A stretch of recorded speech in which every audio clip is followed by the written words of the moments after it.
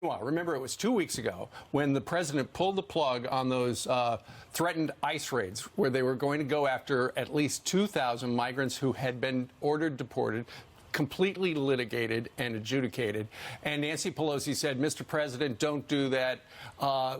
Give us time to work something out. The president said, OK, I'll give you a couple of weeks.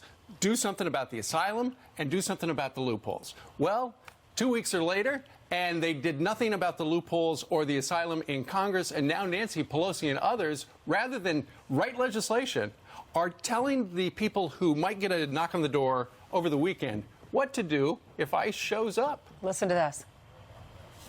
An ICE deportation warrant is not the same as a search warrant. If that is the only document ICE brings to a home raid, agents do not have the legal right to enter a home. If ICE agents don't have a warrant signed by a judge, a person may refuse to open the door and let them in. So that's interesting. I wonder if, because they are targeting 2,000 migrants in the country illegally, been fully litigated, I wonder if they will get search warrants, not just ICE warrants, detainer warrants. Well, that's what AOC was saying. Check your neighbors, know your rights. They can't enter without a judicial warrant. And Hillary Clinton, in Spanish, she tweeted this out. We can put up the tweet right there.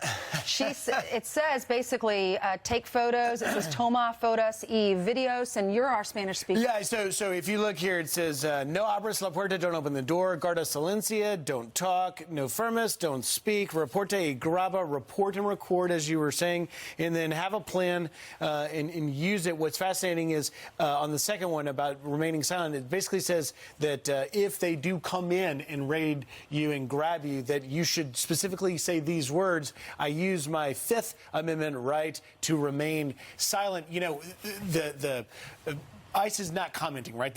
Fox News asked them all day, give us a statement. They said, right, we're not going to talk about enforcement actions, but it is clear 2,000 people, roughly, in 10 states will be targeted, whether or not there is a dispute over their right to enter or not. And if there's a warrant, which is a great point, Steve, it is clear these people have been court-ordered to be removed. And so now the Democrats are putting themselves in a unique position of running against the rule of law. Because of catch and release, and Congress refused to change those laws. But when you step a foot on American soil, then you're ordered to go before a judge. These were folks that were released into our country.